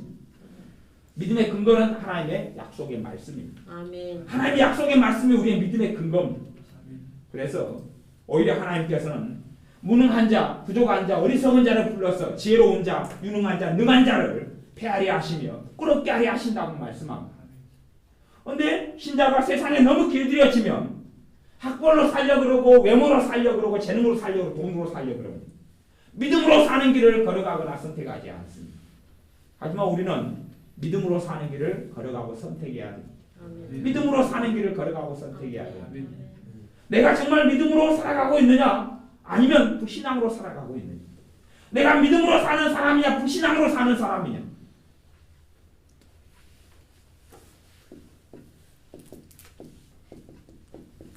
사실은 가장 우리 신자들에게 빈범한 죄가 불신앙의 죄입니다. 불신앙의 죄. 불신앙은 하나님을 안 믿는다, 그것이에요. 우리 주 예수님을 안 믿는다, 그것이. 나 예수 믿는데요. 그건 구원자로서 주님을 믿는 거지. 하지만 하나님을 안 믿는다, 우리 주 예수님을 안 믿는다, 그 말은 실제적인 삶 속에서 안 믿는다, 그 말이에요. 불신앙의 죄가 어떻게 나타나냐면 염려로 나타납니다. 염려로 나타나. 불신앙. 하나님의 권능을 안 믿으니까, 하나님께서 나의 아버지 되심을 안 믿으니까 염려하지요. 염려는 다 할 수 있습니다. 염려하는 것 자체가 바로 죄다 그렇게 말할 수는 없습니다. 염려한 다음에 염려를 가지고 어떤 사람은 기도하죠. 염려가 생기니까 기도하죠. 친정엄마가 몸이 아프다는 소식을 들었습니다. 염려가 되죠. 우리 기도하죠. 죄가 아닙니다. 믿음이죠. 친정엄마가 아프다는 소식을 들었습니다. 어찌하면 좋지? 낙심이 옵니다. 연민이 됩니다. 불신앙의 죄죠. 두려움이 다 죄는 아닙니다. 왜냐하면 자동차가 내 앞에 다가오면 내가 두려워하니까 얼른 피할 거 아닙니까? 하지만 대부분의 두려움은 죄가 됩니다. 죄가 됩니다. 왜냐하면 하나님을 안 믿겠다는 선언이고 선포기 때문에 그렇습니다. 장래에 대한 두려움이 있습니다. 사실은 하나님의 그 능하신 능력을 체험하지는 못합니다. 왜냐하면 내 장래에 있어서는 하나님을 내가 믿을 수 없다는 것이죠. 두려움이 사실은 불신앙의 죄입니다. 불신앙의 죄는 여러 가지 미묘한 형태로 나타납니다. 신자들의 삶에 정말 회개해야 될 것은 불신앙입니다. 내 믿음이 없음을 회개해야 됩니다. 내 믿음이 적은 것을 회개해야 됩니다. 사실 신자의 능력은 믿음에 있습니다. 신자의 능력은 믿음에 있습니다. 주님께서 내 믿음대로 되라. 믿음에 있습니다. 그러면 믿음이 생겨나야 되죠. 그런데 믿으려 하는데 안 믿어져요. 믿으려 하는데 안 믿어진단 말이죠. 예수님은 믿어지는데 성경의 약속의 말씀을 내 걸로 믿으려는데 안 믿어진단 말이죠. 주님께서 내 기도에 응답하시는 것이 안 믿어진단 말이죠. 너희의 믿음의 기도에 내가 응답하겠다 하나님께서 야고보서에 말씀하셨어요. 그런데 우리는 믿음의 기도를 못 드립니다. 왜냐하면 믿음이 별로 없거든. 아니 믿음이 찾으려야 찾기 어렵거든. 불신앙은 끊임없는 불신앙을 만들어냅니다. 불신앙의 죄가 회개되지 않는 한은 신앙, 믿음이 불같이 일어나지 않습니다. 봐보세요. 물이 한가득 있어요. 물이 한가득인데다가 장작을 쌓아놓고 물 위에다 장작을 쌓아놓고 불을 붙여보십시오. 불이 붙는가? 물 위에다가 불을 붙이면 곤란합니다.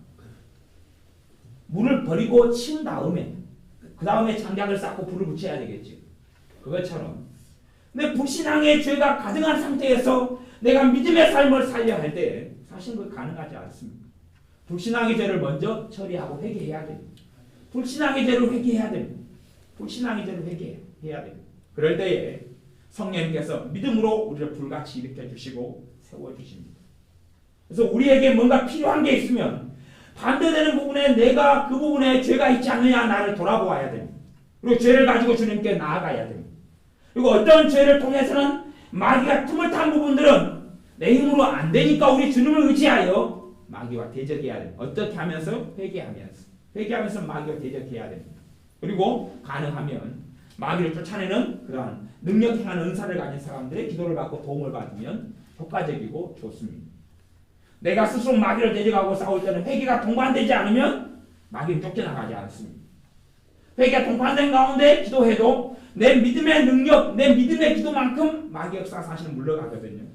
물러가기 때문에 어떤 사람은 한 10일 정도 기도해야 마귀 역사가 물러갈 수 있고 어떤 사람은 한 1초 기도해도 물러갈 수가 있습니다. 그건 각자의 믿음에 따라 다르기 때문에 믿음의 분량에 따라 다르기 때문에 그 정답이 있는 건 아닙니다. 하지만 반드시 마귀 역사는 물러갑니다. 마귀 역사 떠나가고 물러가면 우리의 심령과 삶의 자유가 오기 시작합니다. 그리고 우리의 심령에 딜레마라든지 번민이라든지 번뇌가 사라져가고 없어져 갑니다. 마귀 역사는 정말 신기한 부분. 개를 집에 사나운 개를 키우고 있으면 개가 계속 시끄럽게 짖어댑니다. 짖지 말라고 해도 계속 짖어댑니다. 하지만 개만 쫓아내버리고 버려버리고 팔아버리거나 보신탕으로 그냥 삶아 먹어버리면 집은 조용하죠. 제가 어떤 집에 신방을 갔더니 사나운 개가 그렇게 막 시끄럽게 짖어댑니다. 그런데 짐승을 통해서 마귀는 굉장한 역사입니다. 이 개가 주님의 은혜 속에 있는 개라면 제가 예배를 인도하고 예배를 드리고 있으면 저 개는 조용히 합니다. 근데 저 개가 마귀의 통로가 되면 제가 예배 드릴 때나 기도할 때면 더 심하게 짖어댑니다. 저는 사실은 저 개가 마귀 새끼입니다. 마귀가 일체화돼가지고 개가 있는 겁니다. 저런 개는 사실 팔아버려야 돼요. 쫓아내거나 아니면 삶아 먹어버리거나 그렇게 해야 됩니다. 근데 그 집의 상황이 영적인 상황이 너무 안 좋을수록 집에 있는 것들이나 아니면 집에 키우는 개 가지고 마귀의 충만한 역사를 받습니다. 그리고 주인에게 해를 끼치죠. 여러분의 삶 가운데 내 삶의 문제가 하나님의 더 큰 은혜가 내게 이루어지려면 내가 주님의 사랑 속에 더 가까이 가려면 죄를 회개하고 깨닫는 것이 첫 번째 일인 것을 반드시 아셔야 됩니다. 더 많은 기도 이전에 죄를 깨닫는 것입니다. 죄를 아는 것입니다. 내가 얼마나 주님 앞에 죄인인가를 깨닫고 아는 것입니다. 내가 얼마나 주님이 필요한가를 아는 것이죠. 나의 죄에서 나를 구원하시려고 내 주님께서 오셨기 때문에 내가 죄를 깨달으면 깨달을수록 나는 주님을 필요로 하고 주님을 사랑하는 사람이 됩니다. 하지만 내가 죄를 깨닫지 못하고 알지 못하고 자각하지 못하고 단지 20년 전에 믿었을 때만 죄다라고 생각한다면 주님 별 필요하지 않잖아요. 주님을 사랑할 이유도 별로 없습니다. 주님에 대해서 감사할 이유도 없고 주님을 기뻐할 이유도 없습니다. 하지만 나의 계속 있는 죄들을 살펴보고 깨닫게 되면 지금도 함께 하셔서 나를 용서하시며 새롭게 하시는 주님을 만나게 될 것입니다. 많은 종류의 죄에 대해서 이야기하지 않았지만 여러분들이 기도하시면서 주님 내가 정말로 처리해야 될 죄가 무엇입니까? 라고 하나님께 기도하십시오. 내가 정말로 어떠한 죄를 처리해야 됩니다. 대신에 어떠한 죄가 시작된 지 오래되었으면 그것을 고칠 힘이 전하 여러분에게는 없다는 것을 꼭 아셔야 됩니다. 그 부분은 이제 마귀의 밥이 되어져 버렸습니다. 주님만이 하시는 것입니다. 예수님의 이름으로 마귀를 물리쳐야지 그 부분이 가능하다는 꼭 아셔야 됩니다. 허가하셔야 돼요. 알코올 중독자요? 안 고쳐집니다. 안 고쳐져요. 알코올 중독 고쳐지지 않습니다. 왜냐하면 시간이 얼마 좀 지나면 술 취하지 말라는 방탕한 것이 오직 성령 충만을 받으라. 술 취하는 게 죄지요? 물론 성찬할 때도 포도주를 마십니다. 포도즙을 마시지만 실제로는 포도주를 마시는 것이 그게 취하는 것이다 아니냐? 몇 잔 때부터 취하고 마시는 것이냐? 그런 정답표는 없습니다. 하지만 어쨌든 술을 취하는 것이 방탕으로 가는 길이고 그것 자체가 죄가 된다는 것은 명백하기 때문에 그러한 삶을 내가 어떠한 이유로 살게 되면 그걸 통하여 악한 영이 침입을 합니다. 그리고 술을 내가 이제 끊을 수가 없습니다. 한 이틀 지나고 3일 참으면 술을 마시고 싶은 충동이 일어나서 견딜 수 없게 됩니다. 견딜 수 없게 돼요. 어떤 한 청년이 33살인가 됐는데 그 청년이 군대 때부터 창녀촌을 들락거렸다 그래요. 신자예요. 신자. 믿는 사람이에요. 근데 믿는 청년인데 창녀촌을 들락거렸어요. 이제 군대에 있을 때부터 들락거렸는데 몇 번 이제 고참들이 가자리가 불가피하게 가가지고 그렇게 했는데 그 다음에 이제 갔다 왔어도 자기가 그걸 끊지를 못하는 거예요. 끊지를 못해요. 끊지를 못해서 어쩔 줄을 없어서 그렇게 살아가요. 그리고 다시 그걸 끊으려고 열흘도 금식기도를 했어요. 안 끊어져. 그게 끊어지지 않아요. 다시 하나님께 또 아침 금식을 들어가고 기도해서 끊어지지 않아요. 어떤 분을 만나니까 하나님께 속죄 헌금을 내라 그래가지고 속죄 헌금을 막 알바하고 뭐 해가지고 몇백만 원 준비해가지고 냈대요 또. 근데 안 끊어져. 돈만 또 잃었어요. 사실은 그런 부분도 음란으로 인한 마귀 역사가 틈을 타서 그래요. 회개하면서 악한 영을 쫓아내면 되는 거죠. 쫓아내면 돼요. 내 의지를 벗어나는 것은 마귀 역사이기 때문에 그것까지 정죄하고 자책하고 내 힘으로 애쓰는 것은 무용지물입니다. 내가 그런 부분에 죄가 많은 죄가 반복적인 죄가 많이 안 쌓인 부분은 하나님의 은혜가 그 부분을 덮고 있기 때문에 내가 하거나 하지 않거나를 선택할 수 있는 선택권이 있어요. 그 선택권이 있어요. 하지만 그 부분에 많은 부분이 되어지면 많은 반복적인 죄로 습관적인 죄로 되기 시작하면 내 선택권이 없어요. 선택권이 없어요. 우리 주님만 나를 자유케 합니다. 대신 주님께서 나를 자유케 하는 것은 첫째 회개, 죄를 깨닫고 회개하고 주님의 용서하심을 믿는 것이고 나아가서 기도하고 회개하고 마귀로서 쫓아내면 되는 것이 신자들은 내 이름으로 귀신을 쫓아낸 믿는 자들의 이런 표적에 따르느니 내 이름으로 귀신을 쫓아낼 것이라고 이야기했어요. 우리의 씨름의 혈과 육에 대한 것이 아닌 정사와 권세와 이 어둠의 세상 주관자가 하늘의 낙한 영들에 대한 싸움이다. 그러면 너희는 하나님의 전신갑주를 취하라 말씀했어요. 이런 이 악한 날에 너희가 능히 서기 위함이라. 그러니 우리의 삶 속에 마귀 역사는 빈번하고 자주 있다는 것은 꼭 아셔야 돼요. 꼭 아셔야 돼요. 꼭 아셔야 돼요. 여러분은 모를지 몰라요. 마귀 역사는 상상으로 빈번하고 자주 있습니다. 내가 누구에게 서운했어요. 누구에게 서운했어요. 그 다음에 집사님 기도하면 기도가 잘 됩니까? 아니 내가 누구한테 서운했어요. 기도하면 기도가 안 돼요. 기도가 안 된다는 이야기는 무엇을 지었다는 이야기예요? 죄를 지었다는 것이에요. 저는 그걸 그렇게 이야기합니다. 우리 동네 사람들은 그걸 섭섭이 마귀라 그럽니다. 자주 섭섭해요. 하나님의 사람으로 이 땅에서 승리하는 삶을 살아가지 못합니다. 누가 작은 일만 해도 서운해. 누가 작은 일만 이렇게 해도 서운해. 뭘 주는데 저 사람은 주고 나는 안 줘버려요. 그걸 서운해. 지나갔는데 나한테 반갑게 인사를 안 해. 지난주에는 반갑게 인사해주더니 교회 갔는데 그 다음에는 그냥 집사님 왔어요? 그리고 지나가는 거예요. 왜? 아침에 부부싸움하고 왔거든요. 이 집사님. 반갑게 안 해주는 거예요. 섭섭하고 서운해버리는 거예요. 또 갑자기 주일날 되니까 목사님이 또 반갑게 또 인사를 안 해주는 거예요.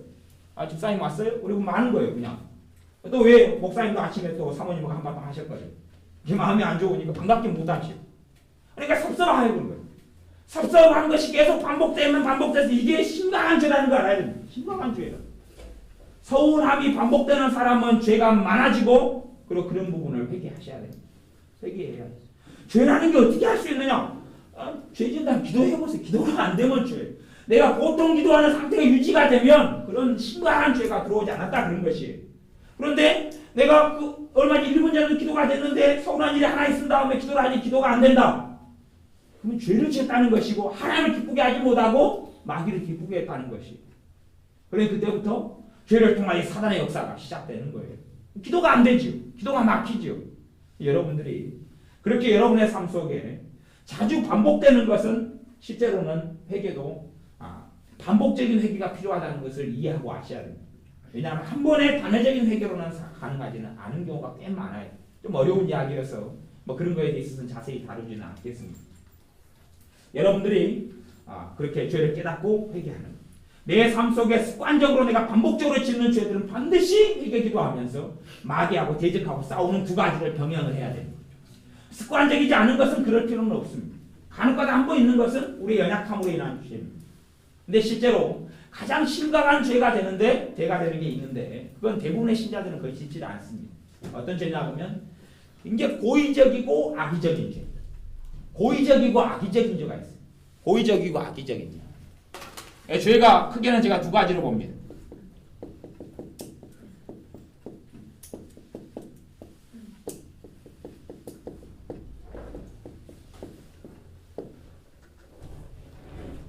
두 가지 죄. 하나는 고의적이고 악의적인 죄가 있고 연약함으로 인한 죄가 있어요.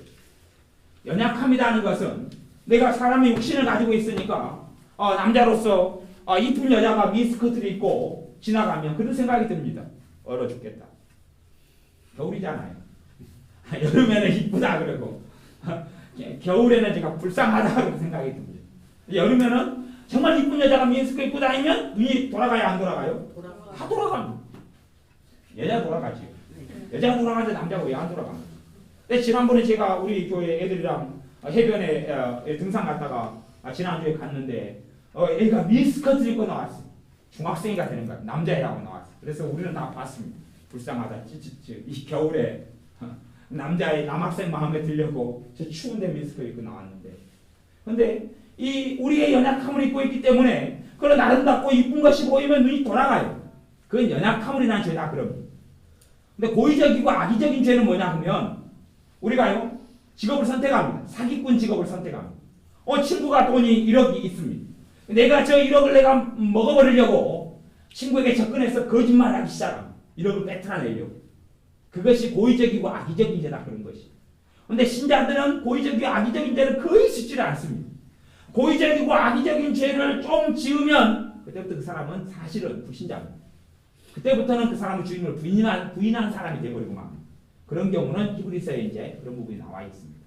근데 이제 제가 뭘 이야기하려고 하냐면 실제로는 연약하면서 지은 죄인데 마귀는 우리에게 뭐라고 참수하고 공격하냐 하면 우리의 죄가 고의적이고 악의적인 죄라고 공격합니다. 고의적이고 악의적인 죄라고 공격한다 그 말이에요. 아까 이미 그 어떤 청년이나 어떤 그 집사님이 입으로 예수님에 대해 욕이 나와요. 그러면 그것이 그분으로 볼 때는 무슨 죄로 느껴져요? 고의적이고 악의적인 죄로 느껴진다 그 말이에요. 그래서 자기가 심각한 그리고 그분은 고민하는 게 그거예요. 뭘 고민하냐면 내가 지금 돈 받았습니까? 내가 지금도 하나님의 자녀입니까? 그리고 나는 성령 해방죄를 지었다. 누구에게 물어보고 상담을 해보니까 너 성령 해방죄를 지었다. 너는 다시 구원받지 못한다. 그런 이야기가 들었어요. 아니 예수님의 입으로 예수님의 역설이 튀어나오는데 그렇게 여러분 입장을 바꿔놓으면 그런 생각이 안 들겠어요? 내가 예수님을 내가 입으로 욕을 하고 있는데 어쩌다가 한 번씩 튀어나오는데 3일에 한 번, 5일에 한 번 튀어나오는데 어쩌다 하루에 2번도 튀어나왔는데 그러니까 그 사람이 생각하기를 난 고의적이고 악의적인 죄를 지었다고 다시는 구원할 기회가 없다. 구원받을 기회가 없다. 이거 회개되지 않은 심각한 죄다. 사실 그것도 마귀가 틈을 탄다 보면은 연약함으로 인한 죄예요. 고의적이고 악의적인 게 아니에요. 고의적이고 악의적이라는 것은 그런 마귀의 틈을 타지 않은 상태에서 내가 자유가 있는 상태에서 예수님이 역설을 하는 거예요. 그런 사람은 정말 심각한 사람이고 악한 사람이에요. 그 사람을 신자라고 말할 수는 없어요. 근데 그런 사람, 그런 경우에 있어서는 사실 고의적이고 악의적인 죄예요. 하지만 내가 연약함과 내가 자유가 없는 상태에서 하는 것은 고의적이고 악의적인 게 아니에요. 다시 이야기하면 주님께 그 죄를 가지고 나아가면 주님께서 용서하신다 그런 이야기예요. 용서하신다 그 말이에요. 그러니 주님께 나아가서 그것을 회개하는데 꺼리낌이 없어야 한다 그런 것이. 그리고 이제 하나만 더 추가로 이야기하자면 어떤 잘못과 어떤 죄는 해결되기 위해서는 사람에게 가서 내가 잘못을 빌어야 될 부분의 죄가 있어요. 그러니까 우리는 대부분의 또 많은 신자들은요, 하나님하고만 처리하려고 해요. 하나님하고. 왜냐하면 사람한테 잘못했다 그러려면 쪽팔리잖아요. 자존심이 상하잖아요. 체면이 상하잖아요. 내가 잘못했다 그렇게 이야기하면. 그렇기 때문에 이야기를 못해요. 전에 송기철 장로님이 그런 간증을 하시더라고요. 그 월요 선한목자교회에서 치유집회 하시잖아요, 장로님이. 근데 그분이 어느 날 자기에게 누가 CD를 누가 판매하는 사람이 왔대요. 찬양인가 무슨 CD인가 판매하는 직원이 왔대요. 와서 이제 CD를 이렇게 사라고 했는데 그 직원이 안 보는 사이에 얼른 CD를 구워버렸대요. 복사를 했대. 얼른 구워버렸대요. 구운 다음에 안 산다고 줬대요. 그랬더니 이제 성령님께서 뭐 자세한 내용은 많이 기억이 안 나요. 근데 성령님께서 네 가서 잘못을 빌고 돈 계산해라. 네 잘못을 빌고 네가 그런 일 했다고 해라. 요분은 지금 대학 교수고 유명한 사람이고 장로님이에요. 오늘도 장로님. 근데 CD를 이제 복사해가지고 뭘 빼돌려버려. 도둑질을 한 거예요. 성령님께서 네 가서 얼른 가서 도둑질 했다고 해라. 그건 못하는 거예요. 사회적 지위도 있고 체면도 있고 그게 돈 몇 번이나 한다고. 이건 못하는 거예요. 성령님께서 계속 종용하시고 결국에는 어느 선까지 갔냐 그러면 너가 가서 그걸 안 하면 너는 내 사람이 아니다. 너가 그렇게 안 하면 너는 나의 자녀가 아니다. 그렇게 성령님 그 음성을 들으니까 장로님 못 견뎌버려요. 그리고 일어나서 이제 그걸 가지고 가서 가서 이제 그 사람한테 가서 사무실 앞에 가서 놓고 하려든가 그렇게 하려고 끝까지 갔는데 성령님께서 이제 됐다. 이제 됐다. 돌아가라. 이제 됐다. 이걸로 너가 회개한 걸로 내가 봐주겠다. 그런 거예요. 그 다음에야 이런 문제가 해결되는 부분이 있다. 그런 말이에요. 우리가 잘못한 모든 사람을 찾아가서 빌 수는 없습니다. 결코 그렇게 될 수는 없어요. 그런데 어떠한 경우들은 꼭 그것을 각오하고 감수를 반드시 하셔야 됩니다. 그래야지 그 부분에 죄가 끊기고 마귀 역사가 떠나가는 게 있어요. 그러니까 어떤 마귀 역사는요. 예수님을 떠나라 할 때 떠나는 게 있지만 어떤 것은 사람과 관계 속에서 벌어진 일은 그렇게 해서 틈을 타는 마귀 역사가 내가 지켜가가지고 잘못했다 하지 않는 한은 안 떠나는 것이 있어요. 그런 것이 그것이 어떤 건지 서로 알 수가 없지만 성경에는 너희가 어떤 형제에게 잘못을 범하거든 가서 사과해라 그랬어요. 잘못을 빌어라 그랬어요. 근데 그것을 요즘에 한국의 신자들은 많이 안 해요. 야고보서 5장에 보면 병든 자가 병을 고침받기 위해서 너희 죄를 서로 고하며 병 낫기를 위해 기도하라 그랬어요. 너희 죄를 서로 고백하며 병 낫기를 위해 기도하라. 너희 죄를 서로 고백하며. 저는 내적 치유의 선구자로서 아그네드 샌포스 여사라는 분이 있어요. 데이비 시멘즈 더 앞에요. 아그네드 샌포드가 있어요. 그 앞에는 루스카트 스태플튼이라는 여사가 사실 또 있고 내적 치유의 역사나 이런 걸 보면 근데 아그네드 샌포드 여사 같은 경우는 치유의 빛 이런 책을 냈고 내적주의 사역자로서 오랫동안 하나님께 쓰임 받았어요. 근데 이 여사분이 어떻게 해서 참으로 주님이 많이 주시는 마음의 상처와 고통과 마귀 역사가 떠나가는 치유를 경험했냐 하면 그리고 어떻게 쓰임 받았냐 하면 그 야고보서 그 말씀이에요. 너희 죄를 서로 고하면서 여기에서 하나님 진리를 깨닫게 됐어요. 그리고 사람들로 하여금 잘못을 고백하게 하고 죄를 회개하게 했어요. 고백하게 하고 회개하게 했어요. 물론 참으로 죄를 고백하는 것은 굉장한 지혜가 필요합니다. 그래서 이분이 사용했던 것도 하나가 개혁교회 중에서 하나인 천주교 어떤 전통과 개혁교회 걸 같이 가지고 있는 이 교단이 있어요. 성공회라는 데가 있어요. 성공회. 성공회는 뭐가 있냐 그러면 거기에는 신부님을 모셔놓고 고해성사를 하고 그런 것들이 가능해요. 그렇기 때문에 그러면 그것이 직접 사람에게 가서 안 되면 누구에게 하라고요? 이게 카톨릭에서는 안 되고 개신교 속에서 그리 가가지고 그 신부님한테 거기는 성공회는 신부님이다 그래요. 목사님도 안 그러고 대천적 신부님도 다 성공회 그런 분 예수원의 그분이었던 것처럼 그래서 거기 가서라도 그렇게 죄를 고백하고 하는 그렇게 했을 때 치유율이 질병이 치유되고 마귀로부터 벗어나는 치유율이 현저하게 높아졌다 그래요. 그 방법을 사용했을 때 실제로 그런 것처럼 성령님께서 여러분에게 어떠한 경우에는 여러분의 자존심이나 체면이나 이런 것하고 상관없이 가서 잘못을 고백하고 말을 하고 이야기하셔요. 그렇게 말을 하고 이야기하셔요. 그럴 때 그 부분이 해결되고 치유가 받아져요. 어떨 때는 이제 성지 장로님처럼 이야기하려고 발걸음을 떼어가지고 끝까지 갔는데 성령님이 됐다 그러는 경우도 있어요. 이게 우리가 사람에게 잘못을 생각나는 게 5건 있다고 쳐요. 그러면 제 경험으로서는 성령님이 5건 다 그렇게 하라고는 안 합니다. 5건 다 하라고는 않지만 어쨌든 한 건이든 2건 정도는 하라고 성령님이 하십니다. 한 건이든 2건. 명백한 내 잘못이 있을 때 명백한 내 잘못이 있을 때, 그럴 때에 저주가 떠나가며 마귀 역사가 떠나가며, 그런 부분을 요즘의 신자들은 거의 하지 않습니다. 하지만 명백하게 그렇게 해야 됩니다. 과도 제가 어떤 분을 들었습니다. 어떤 분이 혈기가 끊임없이 나요. 분노가 끊임없이 나요. 한 번씩 그냥 뚜껑 열려 폭발해요. 폭발하는데 이제 분노를 회개하죠. 또 분노가 많이 오랫동안 해왔기 때문에 마귀가 틈을 탄 부분이 있죠. 마귀를 쫓아내죠. 안 나가요. 그래서 그러면 요즘에 최근에 심각하게 당신이 잘못하고 성질낸 사람이 누구 있습니까? 이때 친구한테 그랬대요. 친구한테 그냥 폭발해가지고 니 같은 놈은 인간 쓰레기야 그러고 사실 잘못이 둘 다 있어요. 반반씩 있어요. 있는데 그렇게 하고 나왔대. 이제 그렇게 할 때부터 이 양반 잘못이 더 커져버린 거예요. 그러죠?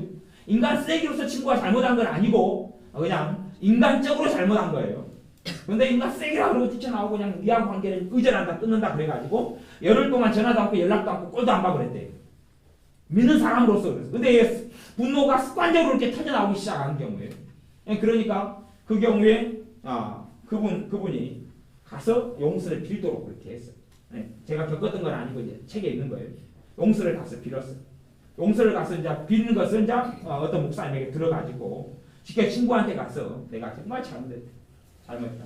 내가 또 왜 이렇게 잘못했는지 모르지만 이게 내가 정말 습관적으로 내가 못해 먹은 버릇이 있다. 잘못했다고 비니까 그때 이후로 신기하게 분노나 성질이 사라져가기 시작합니다.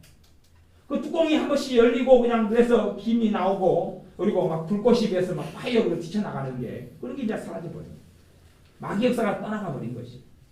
그러니까 우리의 삶 속에 어떤 건 하나님과 나하고 단둘이만 처리해서 회개할 문제가 있고 어떨 때는 사람에게 하는 회개를 하나님께서 하나님께 하는 회개로 하나님 받아준다는 사실이 두 가지가 있다는 걸 꼭 기억하셔야 돼요. 그리고 마귀는 내 연약함으로 인한 죄를 고의적이고 악의적인 죄라고 그렇게 이야기한다는 것을 아셔야 돼요. 고의적이 악의적인 죄가 아니라 연약함으로 인한 죄가 대부분 하나님을 사랑하고 기도하고 주님을 알려는 사람은 사실 그 죄 말고는 없어요. 그 죄 말고는 짓지는 않습니다. 근데 고의적이고 악의적인 죄는 어떤 자리에서 넘어가면 그게 성령해방죄가 됩니다. 실제로. 그래서 그것을 성경에는 고범죄라 무슨 죄라 짐짓죄 그런 게 있어요. 그런 건 좀 이제 어려운 부분이니까 기회가 되면 나중에 할 텐데 그래서 우리 신자들에게는 다 용서받을 수 있는 죄. 마귀는 용서받을 수 없는 죄라고 정죄한다 그런 말이에요. 용서받을 수 있는 죄인데 용서받을 수 없는 죄라고 그래요. 그렇게 많이 해요. 제가 아는 어떤 집사님은 그 성욕이 많이 이렇게 넘쳐나니까 선을 넘어가니까 뭐가 생기냐 그러면 성적인 죄가 선을 넘어가니까 동성애가 생겨요. 동성애가 생겨서 남자가 좋아지기 시작해요. 이게 성적인 죄로 인해서 오는 게 동성연애의 죄예요. 그 다음에 그런 마음이 끊어지질 않는 거예요. 그리고 이제 한번 그쪽 부분에 한번 어떻게 관여를 한 모양이에요. 그 다음에 자기가 너무 못되고 자학이 되는 거예요. 그리고 그 사람은 그런 부분 때문에 소돔과 고모라성이 멸망한 걸 알고 그것이 자기에게는 신자로서 도무지 용서받을 수 없는 죄라고 자각하고 있는 거예요. 하지만 용서받을 수 있는 죄거든요. 그러니 그렇게 주님께 죄를 가지고 나아가면 주님께서 용서하시고 사하심에 깨끗게 하십니다. 우리의 삶에 하나님과 나하고 막힌 담을 회개를 통하여 할 때에 우리의 삶에 하나님께 소망을 주시며 비전을 주시며 꿈을 주시고 우리의 삶에 막혔던 것을 하나님께서 열어주십니다. 기도하겠습니다. 아버지 하나님, 사실은 하나님께서 우리의 기도에 응답하지 않으시는 이유가 하나님의 불공평해서가 아니라 내가 하나님께 지은 어리석은 죄 때문에 그러함을 고백합니다. 내가 사람을 판단하고 정죄하며 나는 의로운 사람인 것처럼 나는 좋은 사람인 것처럼 생각하고 친구를 또한 형제들을 판단했던 어리석음을 회개합니다. 내가 얼마나 많은 죄를 짓고 살아가는 죄인인지를 잊어버리고 살아가는 완고하고 완악한 마음을 회개합니다. 우리의 생각과 삶을 돌이켜 주셔서 우리가 얼마나 어리석은 죄들을 많이 짓고 살아가는 것을 알게 해주셔서 주님께서 지금도 우리의 주님으로 필요함을 느끼는 시간 되게 하여 주시며 회개하는 시간이 되게 하여 주옵소서. 우리로 하여금 성령님 깨닫게 하시고 알게 하여 주옵소서. 그리하여 성령님 진리로 인하여 자유함에 이르게 하여 주옵소서. 이 밤에 기도할 때에 우리를 새롭게 하여 주옵소서. 기도할 때에 주님의 은혜로 우리를 새롭게 하여 주옵소서. 예수님의 이름으로 기도하옵나이다. 아멘.